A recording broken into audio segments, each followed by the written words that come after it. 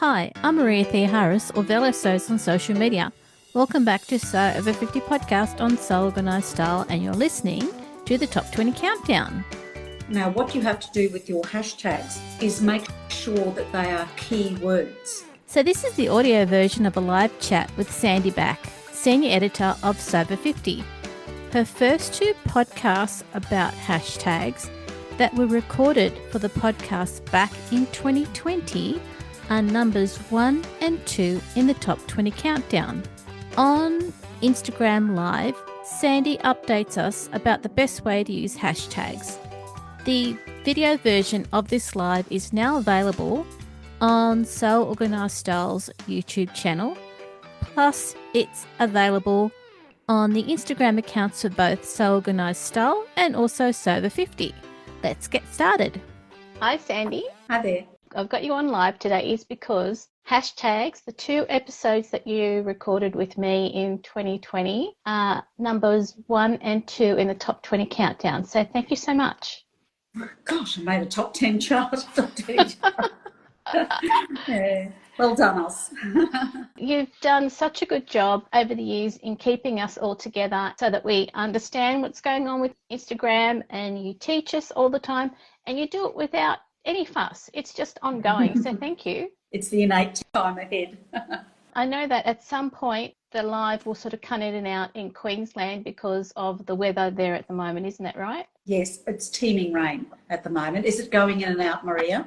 Oh, just a little bit, but I think we can do this. I think we can. Okay. Yeah. Okay. Just so people know, on the 6th of August, I started the Top 20 Countdown, and it was all the episodes on Sew Organised Style that were 15,000 and up. That's a really good indicator that people actually want to listen to people who sew on a podcast. So that's really good. It's great. And I'm really thankful that you're here today to give us an update on what we should know about hashtags, because a lot has changed since 2020. Absolutely, yes. Yeah. Let's hope we can cover it all. I really would like to get the message out about our tags for 2025. We have already 281,000 uses of Sew Over 50. It's very difficult to find people without chronological order now. So our tags for 2025 are Sew Over 50, Jan, Sew Over 50 Feb. So really it is just the first three letters of every month. So no year where people get confused with 24, 2024, anything. It's just the first three letters. So that's the first thing to get the message out today. So that's number 1. So there's no need to put the year at the end of it. It's just Sew Over 50 and the first three letters of the month. Yep. In the new year, it'll be Jan. Jan. So Sew Over 50 Jan is the first to be used on January 1. Gosh, we'll be around there soon, won't we?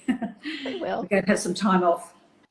Hashtags still relevant to us on Instagram? Look, they are still relevant, but they're not as effective. So we have to learn to work around those because there are other factors in play.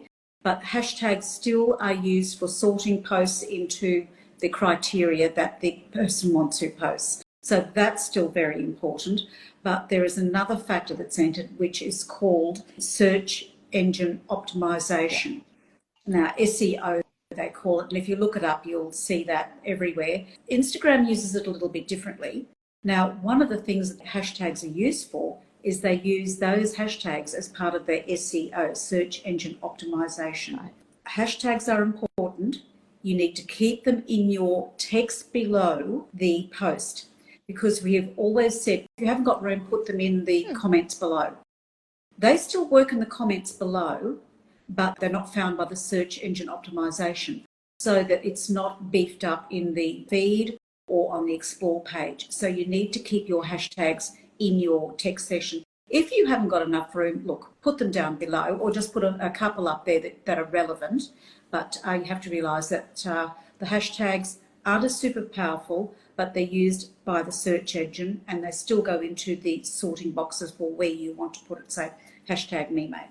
Okay, all right. Well, that's good to know that they're still relevant, and if we do put them into the comments, it's not going to be a priority search. It'll be more in the caption itself. Yep. Yep. And you'll probably find that when it does go to the hashtag, it's not going to appear near the top because it hasn't been part of the search engine criteria. That's an interesting one to take note of. And that's taken precedence now since the hashtags finished in chronological order in, I think, June last year. The search engine optimization is now the most important part of looking at. Now, what you have to do with your hashtags is make sure that they are key words, so that if it's sewing, which you probably wouldn't use because it's over 1 million, but the words that you need to use have to be pertinent to the post. Okay, you don't put "I love cats" if you've got a sewing post. You have to really use pertinent words. Okay, so every post might need a little bit of tweaking with the hashtags. It's got to be relevant, even if you, like you said, even if you do like cats, that's wonderful. But if it doesn't fit the post, All right. I've got a few useful tips for people. Instagram is saying that 3 to 8 tags. I've seen people say up to 15. You can use 30. Yeah. I said in the original one that I think that looks rather needy. You don't need that many. If you look at getting your pertinent keywords, search engine optimization words, and keep them in that text that you have there below the post.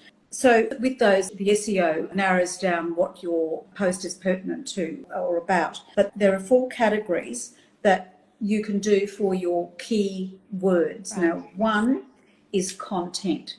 So the first thing you're looking at with your post, with your hashtag, it might be DIY jacket, hashtag DIY jacket, or it might be hashtag SO50 jackets, like one of our tags, and maybe a couple of those. And then the next one is your niche. So the niche is perhaps me made, hashtag DIY sewing, something like that. So that's another couple of tags that you can find.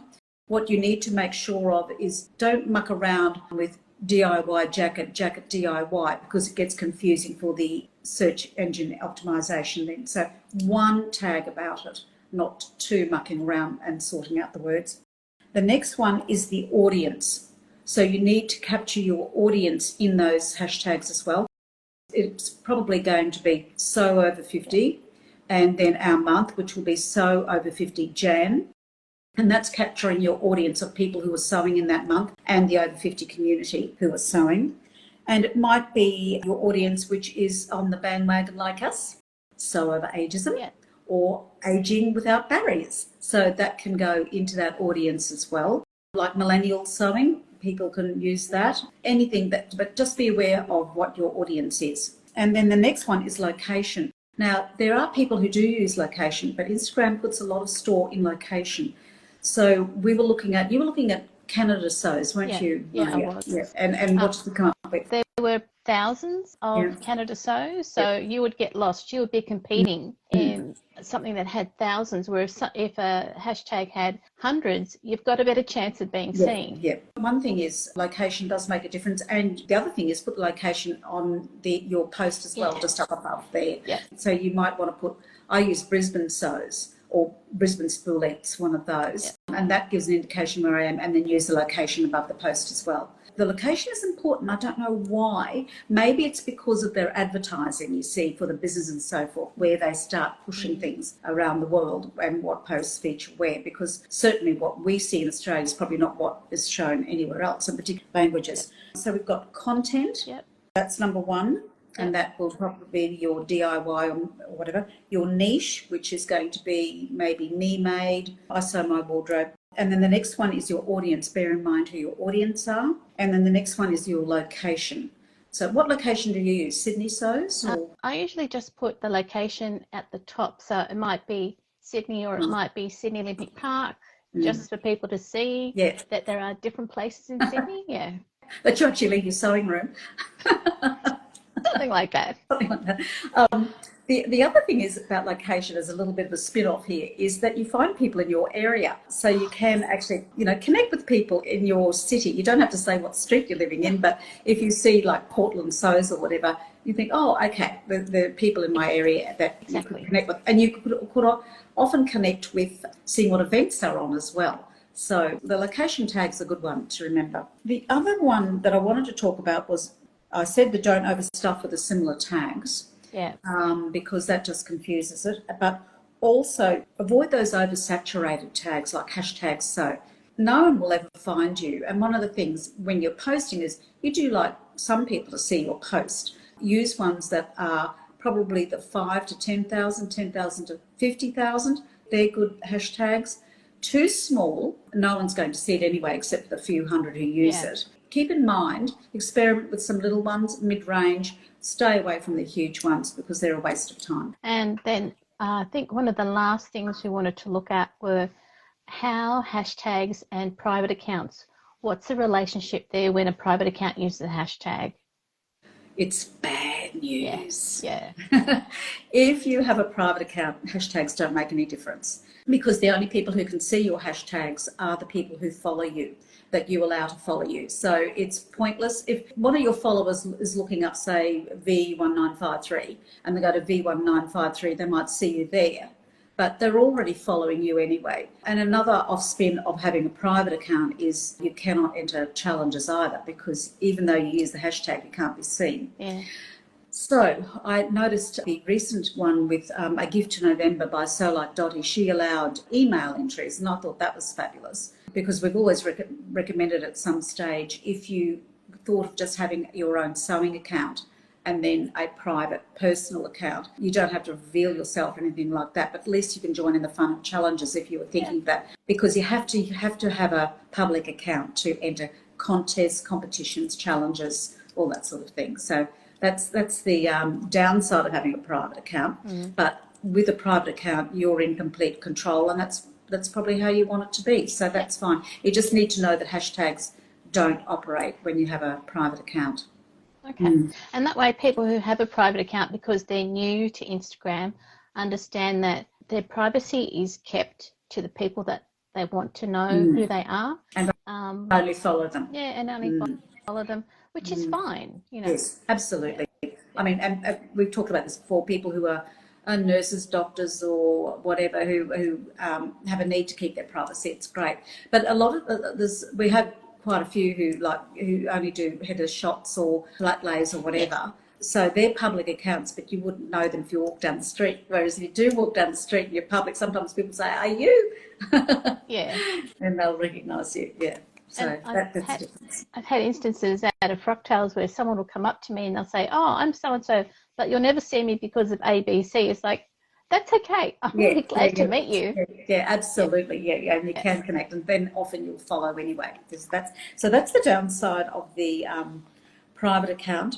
The other thing I want to do was make sure that your hashtags are relevant to the post, and also make sure that you look out for those keywords. So the keywords that the SEO will be looking for, and I think you'll be getting more success with your hashtags. The other one is it doesn't matter whether you use capitals or not. Okay, camel case. Now we advocate strongly for camel case, and you will see all our posts have that. Camel case is where every new word has a capital letter. It doesn't matter if you do or don't. It doesn't affect the search engine.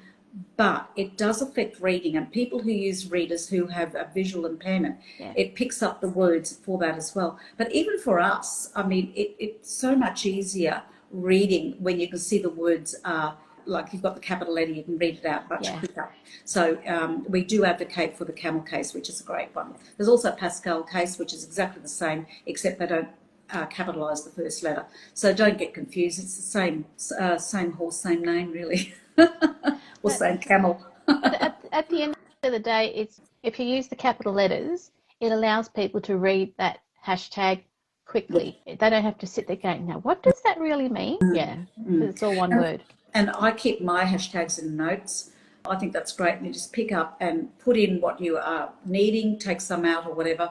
And I'm not typing them all the time, because that would take too much time, too much time on Instagram anyway. So I'm not going to do all those again. And then just take out the ones you want. I'd be recommending 3 to 15. Have your tags saved, have them in camel case, be aware of the keywords, be aware of what your aim is for the post, and bear in mind those things: your content, your niche, your audience, and your location. And I think we pretty well have it nailed. That's great. There was a lot of information that you gave us in 2020 because we did it over 2 episodes. And everybody always went straight to those episodes. So that was really great. thank you for giving us an update about how we can okay. use hashtags to get us through the end of this year and make a really fresh start in 2025. It will. So we'll just remind them again. So over 50 Jan, Jan. Oh gosh, I hope it's just as simple. After this year, it was a nightmare. And you will find a lot of people are changing hashtags just to make it simpler now for people to access. So I think we've pretty well covered everything, have we, Maria? This live will be on Sober 50's account, on So Organised Styles account, and I'll also be posting it onto YouTube so that if you want to just watch certain parts of it or do it at double speed, you can. So that'll be on the podcast YouTube account, and I'll also put it out as audio. So thank you so much. That's great. That'll be really, really useful on all those platforms. Ali Steady Stay says this is really useful. Don't know how you keep up with it all, but glad you do. I think there's a couple of nerds here. Yeah. Gosh, we try. Thanks very much, Maria. And look, if anyone has any questions anytime about anything about Instagram, please just DM us. We just love helping, don't we?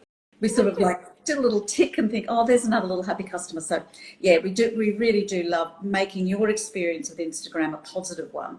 And sometimes it's just minor. Sometimes, we will go away and do our research because we don't know the answer, but we can ask around. So look, thanks very much, Maria. Oh, thank you too, Sandy. And people, don't forget that at any point in time, if you're looking at a post on Sober 50 or on the podcast and you put a comment, we'll respond to it because we'll find it because you've made a comment.